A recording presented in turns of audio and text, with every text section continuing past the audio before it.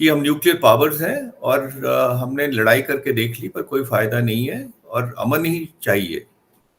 ठीक कहा है मैंने कि यही कहा है ना उन्होंने? Yes, obviously sir. अच्छा, उसके बाद उन्होंने कहा है कि देखिए, पर आपको बताएं मिस्टर इंडिया कि हम आप सिंसियरली बात करना चाहते हैं पर आप बुरे बहुत हो।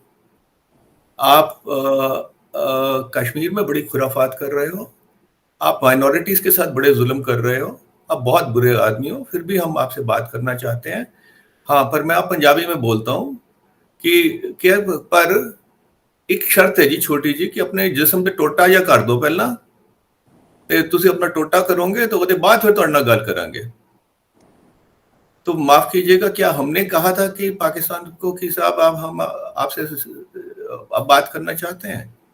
मुझे लगा कि पाकिस्तानी प्रधानमंत्री जी को जो प्राइम मिनिस्टर को शायद गलतफहमी हो गई कि हमने कहा था कि जी आप हमसे बात कीजिए। हमने तो नहीं कहा था। तो ये कौन सी ऑफर हुई पीस ऑफर? ये भारत के लिए है ही नहीं। देखिए, ये बाहर बैठ के आप ये बातें कर रहे हैं, कंडीशनैलिटीज लगा रहे हैं, भारत को कह रहे हैं कि बुरा है, माइनॉरिटी से जुल्म कर रहा है, और फिर आप कह रहे हैं कि बात कीजिए। ये कहाँ की बात हुई? कोई क्या ऑफर हुई?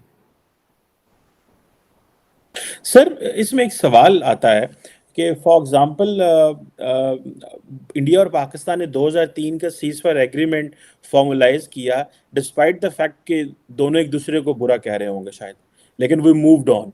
सो ये जो चीज़ है कि चीज़ें तो चल रही है ना साथ। फॉर एग्जांपल एक मिलिट्री सीबीएम अचीव हुआ डिस्पाइट द फैक्ट कि ये कह रहे थे। सो आप इस चीज़ को कैसे देखते हैं कि देखिए, जनरल चीमा, जनरल बाजवा ने जो कहा था और जो प्रधानमंत्री जी ने, आपके प्राइम मिनिस्टर ने कहा है, बहुत फर्क है। जनरल बाजवा का बयान पढ़ें, वो आर्मी चीफ थे, उनके पास पूरी पावर थी, और उन्होंने जो बयान दिया उस पर क्या हुआ? फिर आपके मुल्क में क्या हुआ? फिर वही बात हुई, फिर वही किरदारों ने फिर आगे बात नहीं चलने दी। अब आपके जो प्राइम मिनिस्टर हैं अभी, वो तो इलेक्टेड प्राइम मिनिस्टर भी नहीं है, वो सिलेक्टेड प्राइम मिनिस्टर है, और इतनी ऑपोजिशन है। इमरान खान साहब की पॉपुलैरिटी दिन पर दिन बढ़ रही है, आपके प्रोविंशियल असेंबलीज डिसॉल्व हो रही हैं, किसी तरह उनको इलेक्शन से बाहर निकालने की कोशिश हो रही है इमरान खान का साहब को। तो और दूसरी बात ये है चीमा साहब कि हकीकत देखें, इतना जहर भरा हुआ है पब्लिक डिस्कोर्स में कि आपने 75 साल ये कह के कि दुश्मन मुल्क है, दुश्मन मुल्क है, हिंदू बड़े खराब हैं, भारत दुश्मनी चाहता है, आपने इतना जहर भरा हुआ है। तो क्या अगर सुबह 75 साल जहर भरा हुआ है तो सुबह उठ के कहें कि आज ये हम राइट साइड उठ गए बेड से और हम क्या अमन चाहते हैं, तो क्या ऐसे कोई माना जाएगा? देखिए, मैं हकीकत बताऊं आपको, सबसे पहले तो ये है कि आपको देश के अंदर, अपने मुल्क के अंदर कंसेंसस बिल्ड करना पड़ेगा। आपको बातचीत शुरू करनी पड़ेगी अपने मुल्क में कि क्या किया जाए हिंदुस्तान के साथ। और ये एकदम से कुछ नहीं होने वाला, ये बहुत धीरे धीरे चेंज होगा, पर चेंज आपको करना है, हमको नहीं करना है। हमने तो 60 साल कोशिश करके देख ली, 70 साल कोशिश करके देख ली। हमने जब भी कोशिश की, तो आपको पता है कि आप तो बड़े पॉलिटिकल एनालिस्ट हो, आप तो ऑब्जर्वर हो, बड़े कीन ऑब्जर्वर, कि क्या हुआ। कभी कारगिल हुआ, कभी मुंबई हुआ, कभी पार्लियामेंट हुआ, कभी पठानकोट हुआ। हमने तो सब कुछ करके देख लिया। आपके मुल्क में आपके जो लीडरान हैं, आपके जो जिहादी तंजीम्स हैं, वही जिहाद में लगे हुए हैं। तो अब आपको डिसीजन देना है। कोई बाहर वाला देश आपको मदद नहीं करेगा, हमको कोई बाहर वाला देश मदद नहीं करेगा। वो दिन गए। अगर हम अगर ये चाहे सोचें कि हमारे किसी देश के साथ कोई प्रॉब्लम है तो कोई बाहर वाला मुल्क मदद करेगा, कोई भी मदद नहीं करेगा। हमको अपनी मदद खुद करनी है। पाकिस्तान जिस दिन खुद ये डिसाइड करेगा, कहने से नहीं होगा। ये डायलॉग आपको पाकिस्तान के अंदर शुरू करना पड़ेगा, और ये अगर इंड्योरिंग हो, अगर हमको वाकई चेंज करना हो, तो ये बहुत धीरे होगा प्रोसेस। ये अगर हम कुछ भी एब्रप्ट करेंगे, पहले भी करके देख लिया, तो ये कुछ ना कुछ फिर खुराफात होगी। तो ये डिस्कशन आपको शुरू करनी है, आपको इंट्रोस्पेक्शन करनी है, आपको डिसीजन लेना। आप छोटे मुल्क नहीं हो, आप बहुत बड़े मुल्क हो। आप दुनिया के 10 देशों के में से सबसे के 10 देशों में एक बड़े मुल्क हो। ये डिसीजन आपको करना है, हमको नहीं करना। पर जिस दिन आपके वाकई ये इंट्रोस्पेक्शन शुरू हो गई, जैसे आपका जो कल कमेंट था जिसके पे मैंने रिएक्ट किया था, आपने इंट्रोस्पेक्टिव बात की थी। आपने कुछ चीजों में मैं आपसे सहमत नहीं हूं, बहुत चीजों में आपसे सहमत हूं, पर ये जो डिसीजन है, ये डिस्कशन है, ये आपने इंटरनली करना है, स्टेक होल्डर्स के साथ करना है, आर्मी के साथ करना है, डीप स्टेट के साथ करना है, जिहादियों को कंट्रोल करना है, लोगों को ये बताना है कि हकीकत क्या है। क्योंकि नफरत के माहौल में कोई अगर अमन का पैगाम है, वो पैगाम कोई किसी को जेन्युइन नहीं लगता है। बिल्कुल ठीक है। अच्छा, वैसे साहब इसमें ये जो चीज़ है, फॉर एग्जांपल जो आपने बात की कि आपके स्टेक होल्डर्स ने ये फैसला करना है, ये बिल्कुल बात मैं आपकी बात से मैं एग्री करता हूँ कि स्टेक होल्डर्स ने पहले फैसला करना है कि अगर एक बात करना चाहे तो दूसरा उसकी टांग ना खींचे। ऑब्वियसली ये तो नहीं, ऐसे तो नहीं चल सकता।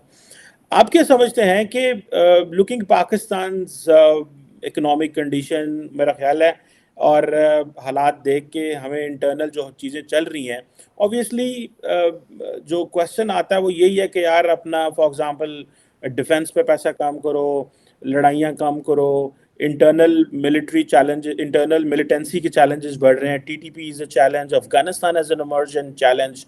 सो इस मौके पे जब पाकिस्तान और भारत के जो डायरेक्ट टॉक है वो नहीं हो पा रही और सम हो कहीं ना कहीं पे इश्यूज रहते हैं, सो ये यूएई को कहना जिसने ऑलरेडी हेल्प की है, do you think how much this is a good move? Do you think कि क्योंकि पाकिस्तान मेरा ख्याल से ये समझता है कि जो काम यूएई और अरब स्टेट्स कर सकते हैं वो शायद बरतानिया, अमेरिका या बाकी नहीं कर सकते। So do you think in in pushing prime minister Modi and is उनके जो इर्द गिर्द लोग हैं कि इस चीज़ को जो है वो किक स्टार्ट किया जाए, डू यू थिंक ये इसमें कोई जान है इस बात में? माफ कीजिएगा, पाकिस्तान की दिक्कत पता क्या है कि जो चीज खुद करनी चाहिए वो बाहर को, तीसरे मुल्कों को कहते रहते हैं कि भैया आप ये कीजिए, आप वो करवाइए, वो करवाइए। ये बाहर के लोगों को करवाने वाली चीज नहीं है, ये पाकिस्तान को खुद करने की चीज है। भारत कोई किसी को, बाहर वालों को नहीं कहता, हिंदुस्तान किसी बाहर वाले को नहीं कहता है, खुद करता है। और आपको शायद हैरानी होगी ये देख के, मैं आज प्रेडिक्ट कर रहा हूं कि यूएई कुछ नहीं कहेंगे, क्योंकि यूएई बड़े मजे हुए खिलाड़ी हैं। वो आपकी बात सुन लेंगे, पर वो भी जानते हैं कि हकीकत क्या है, और वो इस मामले में पड़ेंगे ही नहीं, क्योंकि कोई भी इस मामले में नहीं पड़ेगा। जिसको भी एबीसी भी पता है इस मसले की, वो कोई नहीं पड़ेगा। सब जानते हैं हकीकत क्या है। आप जितना मर्जी कह लीजिए किसी को, इससे कुछ फर्क नहीं पड़ने वाला, और भारत वो करेगा जो भारत के हित में है। मेरा तो मैसेज आपकी तरफ आपको यही है कि आप बहुत बड़े मुल्क हो, आप डिसाइड करो कि आप चाहते क्या हो। आप डिसाइड करो कि आपके लिए क्या करना है, आपका नेशनल इंटरेस्ट क्या है। आपका नेशनल इंटरेस्ट क्या ठेकेदारी है मुस्लिम समाज की? आपकी आपकी क्या ऑब्जेक्टिव क्या है कि जिहाद दुनिया में फैलाना है, कि आपके ऑब्जेक्टिव ये है कि देश को चलाना है? अगर आपको अपना नेशनल इंटरेस्ट देखना है तो आप नेशनल इंटरेस्ट देखिए। आपने 75 साल एक पॉलिसी अडॉप्ट की, उसका नतीजा क्या हुआ वो देखिए।